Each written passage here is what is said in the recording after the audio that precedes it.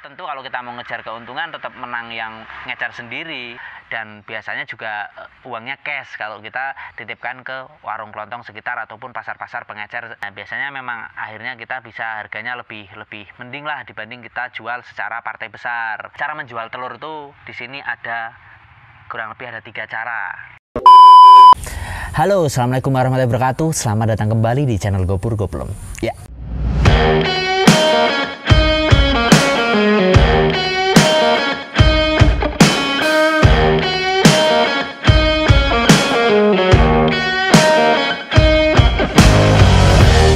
Oke, bagaimana kabar teman-teman? Sehat toh? Saya harap begitu. Jadi intinya semoga teman-teman sehat dimanapun berada. Selamat pagi, siang, sore, malam, kapanpun teman-teman menonton video ini. Baik, jadi di video kali ini kalau ini benar-benar kayaknya teman-teman yang masih sangat awam nih, yang butuh informasi ini, karena ini tentang bagaimana cara saya menjual telurnya, atau mungkin bagaimana peternak-peternak itu menjual telurnya, apalagi peternak kan selalu beternak banyak nih.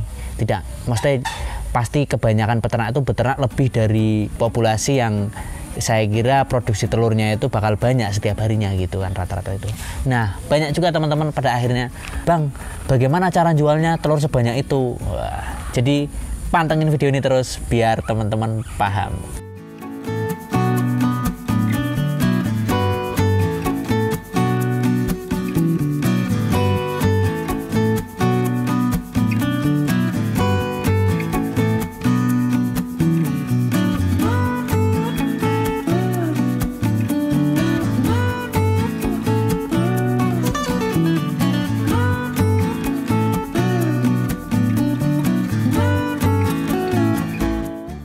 Nah, jadi bagaimana cara menjual telurnya, dan mungkin nanti kayak semacam tips juga kali ya. Nanti ini video ini lebih kayak tips juga ya, dan beberapa emang cara-cara ini sudah aku lakukan sendiri gitu.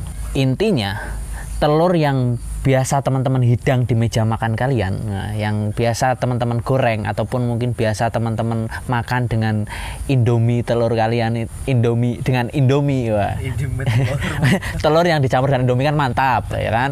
Yang biasa teman-teman bikin mie terus ada telurnya, itu bagaimana sih telur dari kandang ini bisa sampai ke teman-teman gitu. Nah, ini beberapa yang sudah saya rangkum. Intinya cara menjual telur itu di sini ada kurang lebih ada 3 cara yang pernah saya lakukan terutama gitu kan. Ecer sendiri, terus titipkan ke pasar langsung, bisa penggrosir ataupun pengecer. Itu kan di pasar kan ada 2 tipikal penjual nih, ada penggrosir, ada juga pemain ecer gitu kan. Terus kerjasama dengan bakul atau tengkulak ataupun pengepul. Itu 3 metode inilah yang bisa diterapkan oleh para peternak. Nah, tentunya dari 3 metode ini semuanya punya keunggulan dan kekurangannya masing-masing. Mari kita bahas lebih detail dari ketiga cara ngejual telur ini.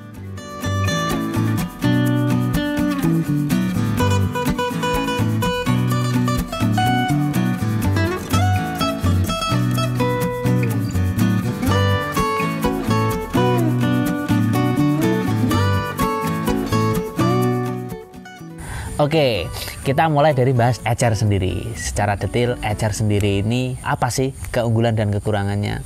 Nah, kalau metode penjualan secara ecer ini masih sangat mungkin dilakukan oleh peternak-peternak yang kapasitas di kandang itu mungkin nggak terlalu banyak. Ya, misal masih sekitar 1000 atau di bawahnya, itu masih sangat mungkin untuk dilakukan. Karena kalau kita ngomongin kapasitas banyak, pasti akan sangat repot kalau kita ngejual sendiri. Kecuali memang serapan masyarakat sekitarnya bagus ataupun punya pasar sendiri untuk pasar ecerannya itu bisa menguasai. Intinya kayak gitu. Misal nih, kayak aku umpamanya punya peternakan 1000, aku juga punya warung sembako sembari jual telur itu secara ecer untuk orang-orang warga sekitar, itu masih sangat mungkin. Nah, keunggulan dari ecer sendiri adalah tentunya harga jual ecer itu lebih tinggi. Disitulah kita bisa meraup keuntungan lebih dibanding kita jual secara grosir ataupun jual partai besar, intinya kayak gitu. Untuk keunggulannya itu, tapi kekurangannya tentunya kita akan lebih repot karena ecer sendiri kita harus ngurusin 1 kilo, 2 kilo, bahkan setengah kilo, bahkan juga bisa jadi butiran gitu, beli 1 butir 2 butir gitu kalau ecer sendiri. Tentunya kalau kita ngomongin kita itu sebagai peternak, kalau kita, apalagi peternakannya mungkin 1000 lah ya, kita mau ngecer seperti itu, kalau kita nggak punya tenaga untuk ngejual sendiri itu, atau mungkin tenaga kita kebagi nih sama ngurusin ternak sama jual sendiri, itu kan akan repot banget. Itu kekurangannya intinya gitu.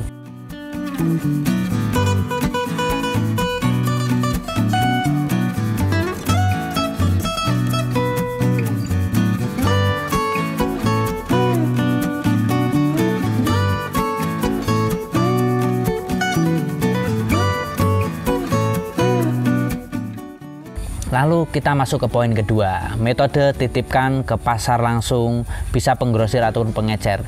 Di sini sebenarnya kita juga bisa kayak yang pernah saya lakukan ya, titipkan ke warung kelontong sekitar. Ini hampir sama dengan titipkan ke pasar penggrosir dan pengecer. Nah, jadi kita titipkan ke, contoh saja ke warung-warung kelontong sekitar nih.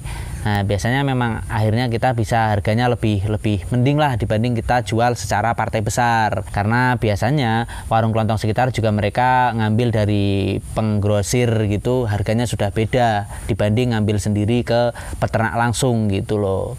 Itu pun biasanya kalau peternak langsung memberlakukan harga yang sesuai dengan updatean, di mana harga updatean itu memang punya selisih dibanding harga grosir gitu. Biasanya si pengecer ini akan punya harga intinya masih di atas dibanding harga partai besar gitulah. Karena kalau harga updatean kan hanya berlaku untuk harga partai besar saja gitu, yang tentunya jumlahnya sangat banyak, transaksi di atas kintalan gitu, bahkan tontonan gitu. Nah, keunggulannya apa untuk dititipkan di warung-warung sekitar ini? Keunggulannya itu tadi, secara keuntungan masih lebih mending dibanding kita ngejual partai besar atau transaksi dengan kita kerjasama dalam bentuk tontonan gitu. Nah, kekurangannya apa? Kekurangannya ya kita harus siap repot untuk mengirimkan biasanya, karena penggrosir biasanya mereka maunya ya barang sampai sana gitu, repot untuk mengirim ke sana gitu. Kayak yang saya pernah lakukan, saya juga kadang ngirim ke pasar di sekitar sini, nitipkan ke pasar untuk akhirnya mereka grosirkan lagi di sana gitu. Dan biasanya juga uangnya cash kalau kita titipkan ke warung kelontong sekitar ataupun pasar-pasar pengecer atau penggrosir di sekitar kita gitu.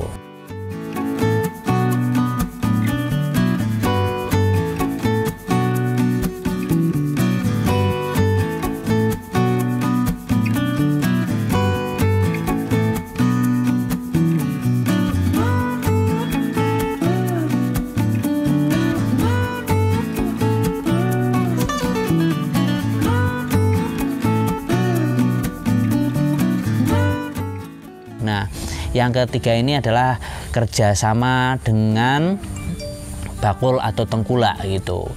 Bakul atau tengkulak yang biasa ngambil. Nah, kayak saya nih, yang kayak di samping saya ini adalah bentuk kerjasama saya dengan bakul, di mana bakul rutinan ngambil di tempat saya dengan harga sesuai dengan ketentuan update hariannya. Jadi hari ini mau ngambil, kebetulan hari ini ibarat harga update-nya berapa, ya udah harganya segitu gitu.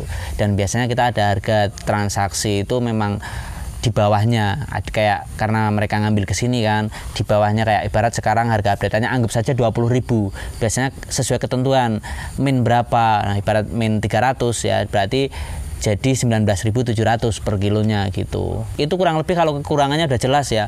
Secara keuntungan kita nggak terlalu ya, tentu kalau kita mau ngejar keuntungan tetap menang yang ngejar sendiri gitu, atau nitipkan ke warung masih mending. Kalau kita kerjasama dengan bakul, kita hanya menang, keunggulannya itu hanya nggak repot gitu. Jadi kapasitas mingguan ibarat kita bisa sampai kayak ini aja 60 peti, kan nggak mungkin saya ngejar sendiri 60 peti gitu, bisa berhari-hari gitu.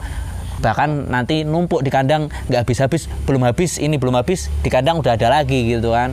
Nah, untuk populasi tertentu kerjasama dengan bakul seperti ini akan lebih menolong, intinya kayak gitu. Karena yang penting bagaimana caranya telur bisa jadi uang, nggak sampai busuk, nggak sampai numpuk gitu loh. Karena telur juga kan punya masa waktu juga kan, tidak bisa kita timbun dalam jangka waktu yang lama. Nah, ngomongin timbun juga mungkin banyak teman-teman yang menanyakan. Sebenarnya memang telur itu bisa bertahan dengan kondisi yang bagus itu, dengan kondisi kelembapan yang bagus itu bisa bertahan cukup lama, bahkan bisa sampai 2 bulanan, 3 bulanan. Tapi kita ngomongin distribusi telur kan tidak singkat ya. Masa ya kita 3 bulan mau tahan di kandang gitu kan. Sementara kita juga butuh perputaran arus kas untuk kayak ngasih makan ayam dan lain-lain, untuk intinya untuk uang belanja kita juga kita butuh. Jadi tetap kita tidak pernah nimbun, tidak berani nimbun telur itu terlalu lama. Intinya ketika waktunya diambil oleh bakul ya kita serahkan gitu. Berapapun kita punya gitu. Dan berapapun bakul itu mau minta gitu. Ibarat kita punya 60 peti tapi bakulnya ternyata cuma mau ngambil 30 ibarat gitu, ya itu teknis lapangan kadang mungkin banget seperti itu.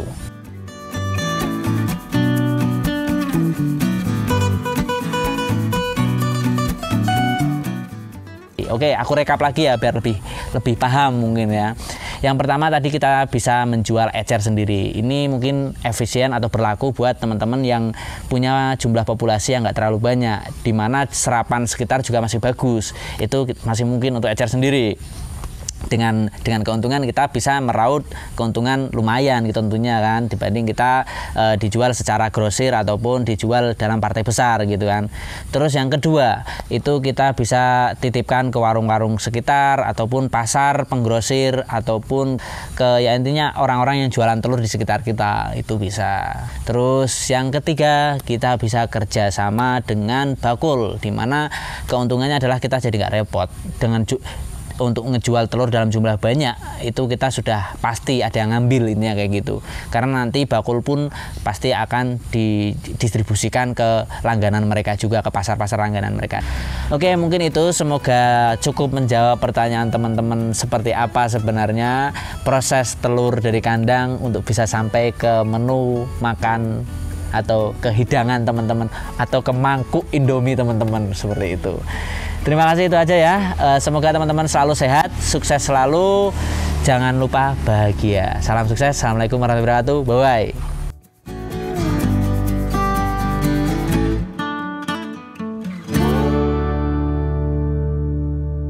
Ya, maraton ya. Berarti ini tag hari ini tag yang keempat. Oke, nggak apa-apa, yang penting biar teman-teman itu bisa selalu dapat suguhan-suguhan video-video materi-materi yang berbeda.